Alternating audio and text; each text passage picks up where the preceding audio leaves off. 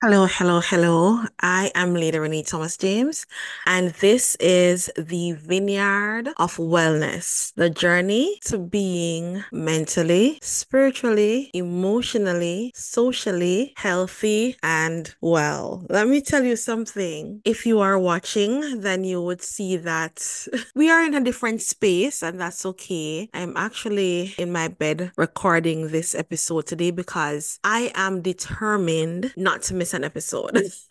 And this week was a bit of a rough week. So we will be talking about that in addition to how to position yourself for the best night's rest. We're going to be open, honest, transparent. And while these are not all the tips that are all out there, you can of course leave me some if you're watching on YouTube. Don't forget to subscribe. And if you're listening on one of your podcast streams, you can leave me a review or a message, a voice message with the tips or any tips or the things that you do. Good night's rest. We are looking for that REM rest, that REM sleep. Deep sleep, that's what we're looking for. Also, I need to mention that while some of these tips are proven to be, true for most in sleep studies, not all of them are. Others, for me, are some of the things that I do to ensure that I get a good night's rest. Okay, how was your week? How are you doing? How is your heart? How is your mind? How is your body? How is your soul? What did you do for your spirit this week? How are you doing truly? This week for me was emotionally challenging, and it started off emotionally challenging where I had, just one of those conversations with my husband that, like, oh my God, this conversation is happening. And while we've been together for 24 years, sometimes some of those conversations, they're still challenging. That's life, that's growth. Sometimes you get comfortable with a certain category, talking about a certain category, and then you move off in, another category that may be uncomfortable for you. For example, I got comfortable talking about my feelings and my emotions, and then I had to get comfortable talking about finances. And then we are working on having, like, tough conversations where children are concerned because we have children that are, older. So life has been so interesting with him. I would do life with nobody else. I truly love that man. No matter how challenging things are, he makes me smile. He makes me feel safe. He makes me want to talk about the things that I'm going through. And even if I don't want to talk about it, he makes me feel safe and free enough to say, you know what, I might not want to talk about that today. Or I'm having challenges getting out that thing. And then he would provide or work on providing a safe space for me to talk about that thing. And I need to do an episode about just like the challenges that couples may face and how we can combat it, or how we can approach them rather. I do not want to use the word combat. I may not edit it out, but I don't want to use the word combat. I want to use approach and walk through it. And you'll be surprised at how approaching different challenges in relationships, how after, you've gone over the hurdle, gone through it, and you look back, it makes you smile. It makes you smile, like, remember when we did go through this? If you're Jamaican, you would understand that. Remember when we went through a certain thing, for those who are not Jamaican. So that it started off emotionally challenging. I spoke with him. I texted a friend rather, and she called me a few hours later. And I said to her, I was not expecting you to call me. She's like, no, let's talk, But I try not to burden people with just certain things that I might be faced with. I do understand that people have their own lives to live, things on their own plate, so I don't want to burden them. But this week it was emotional. And on top of that, it's my time of the month, or approaching rather my time of the month. So more pan plenty, Jamaicans would have said more pan plenty, girl, more pan plenty. So that was my week. I got through it when I had, that good conversation. The next thing I did, no word of a lie, was to clean my office. If you are following me on Instagram, you would have noticed that office was there to be clean over whole week. Lo and behold, I knew it was something that was bothering me. I released myself of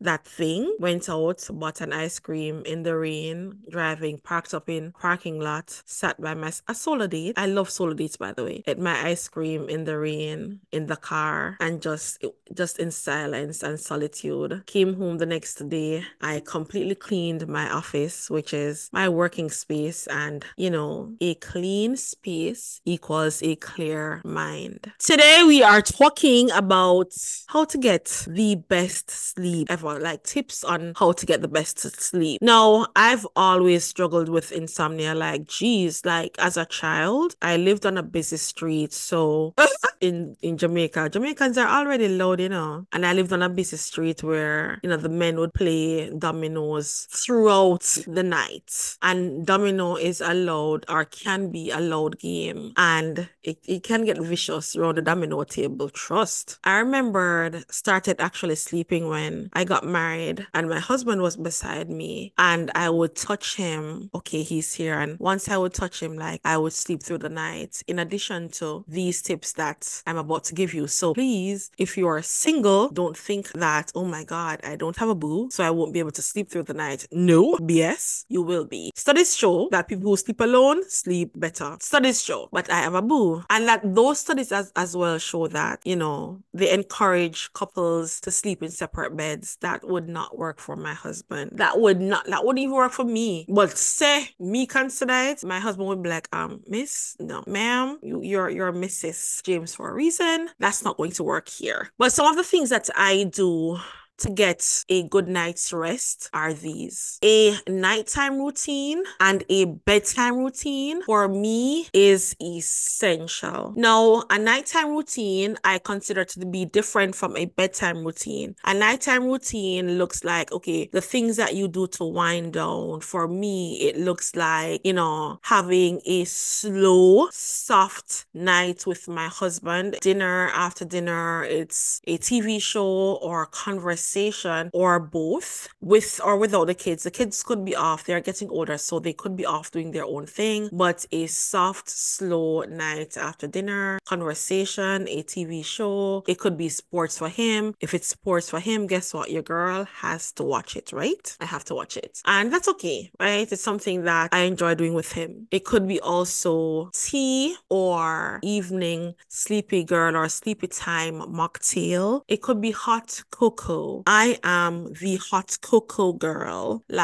or mint tea girl. Hot cocoa or mint tea. And my husband would be the same. Like, he prefers tea. So, or he would do Milo, right? Milo. We say Milo tea because I'm Jamaican. So we say Milo tea and we say cocoa tea too. But it could be hot cocoa, Milo, hot milk, or your hot tea, warm tea, or your mocktail. And just that, you would use that to start winding down. A part of your nighttime or evening time routine could include reading. Reading relaxes the mind and the body. The only disadvantage to reading at nights is if it's a good book, you don't want to close it. And I found myself like, okay, I'm doing 10 pages tonight, 10 pages.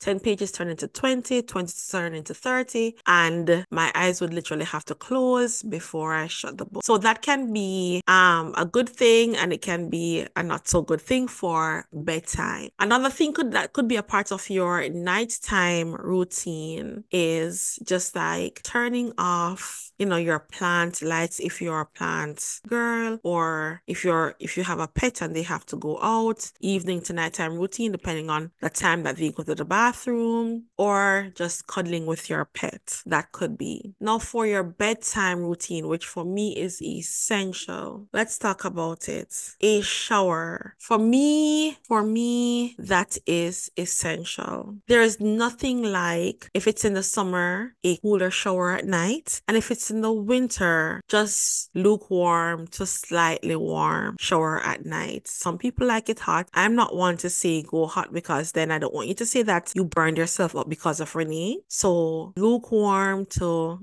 slightly warm. A shower helps you to just just release stress, tension, wash off the day, as I would often say, wash the worries of the day away. I've also realized that during your shower, or during my shower rather, at night, is when I have a ton load of ideas coming to me for different things. Get my notes up and plug them in, because I am just relieving myself of tension, stress, worries, and I find that creativity just finds me easily. I'm able to just speak to God without worry, without stress, without strain. I encourage you to take a shower nightly before bed. After your shower, I encourage a skincare routine. If you are watching, a girl is glowing, shine, glistening, because I just did my whole routine. I'm actually in my PJs and doing this video because I am staying true to my community. So a skincare routine, do not rush it through. Be mindful with your practices. Be mindful with that shower. I know people are like, take a quick shower. I don't do quick showers. I'm sorry. I do mindful showers or mindful baths. I also do mindful skincare routines where I either do my skincare routine in silence, complete silence, or for me, if you're new here, I like rain drops or forest sounds. So I could have that in the background, or worship music. You're meditating or you're listening to your worship music while you're doing your skincare routine and just getting lost mentally, spiritually in what you're doing. Taking your time to apply your toner. This is after you've cleansed. Your toner, your facial serum, your facial cream or creams, and your lip balm. And if you're continuing onto your body care, take your time to do your body moisturizing session. I call it a whole session with your body butters or your body oil. I like oil first and body oil first, and then body butter second. Take the time to feel your skin, the size of your pores. If you can even feel your pores anymore, because some of us, we believe in exfoliating, and you're taking the time out to feel what your skin feels like while you apply body oil and body butter. And I don't know about you, but that's a vibe. Taking that time to appreciate the nourishment that you fed to your skin. Taking the time to say, I eat well, and my skin, the tightness of my skin is showing that I am investing in the proper food for my skin and my body. I'm also investing in the proper products. I know it's as simple as a bedtime routine, but for some of us, it goes deep. Also included in my bedtime routine, meditation. Now, after you've been done with your skin, I also use, if you're watching, I have one powder, a mince powder that I get from Jamaica. And I like it because of the scent. I'm sure the ingredients I'm not going to like too much, but I love the scent. And with everything that I use, all the scents are calm and relaxing. So then I would move on to prayer and meditation. If you want, before I move on to prayer and meditation, I sometimes would journal. I oftentimes would journal. There are times when I miss journaling once or twice because you're not held bound to it. It's a good practice. You can also read your Bible. Move on to prayer and meditation. Now, I love meditation because it helps to clear my mind. It helps me to invite the thoughts that I want to cultivate. It helps me to invite the feelings and the emotions that I want to invite into my life. It helps me to set a standard for tomorrow from today. So just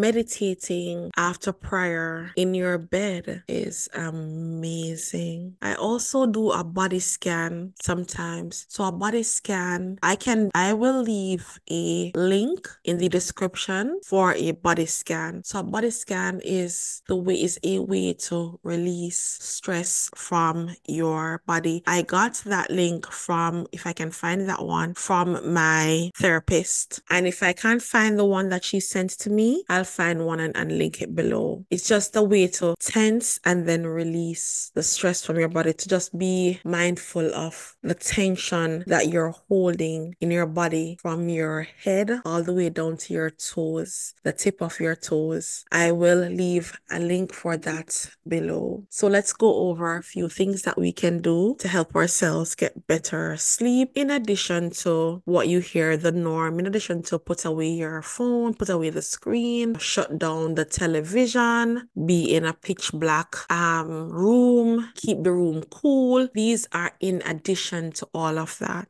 So you want to think about an evening routine or a nighttime routine where you're winding down with a hot cup of cocoa or tea or a mocktail, sleepy girl mocktail. You want to think about if you have friends or if you live with a partner, that's what that conversation looks like. Not too heavy at nights. You might want to watch your favorite TV show. You might want to read a few pages out of the book that you're currently reading. And then you want to think about your bedtime routine, your shower, your skincare, your body care, journaling, worship, prayer, meditation, and a body scan to release the stress and the tension from your body. Try that. Come back to this episode and video and let me know how that works for you. Thank you for watching and listening. This is Lady Renae Thomas James with the Vineyard of Wellness, the journey of being mentally, spiritually, emotionally, socially healthy and well. Please consider subscribing if you're watching on YouTube. And if you are listening on your podcast streams, subscribe as well and leave a review, as that helps me in the eyes of the algorithms. Thank you for watching and listening. Until next time, have a beautiful day, evening, and week.